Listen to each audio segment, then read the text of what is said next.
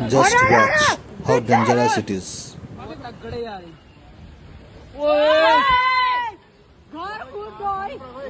पीछे रहो पीछे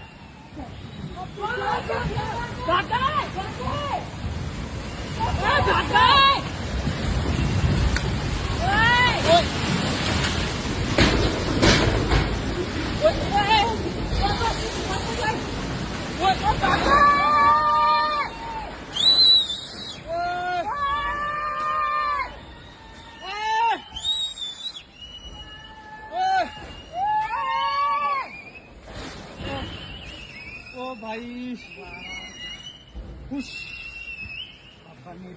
भाई ओ यार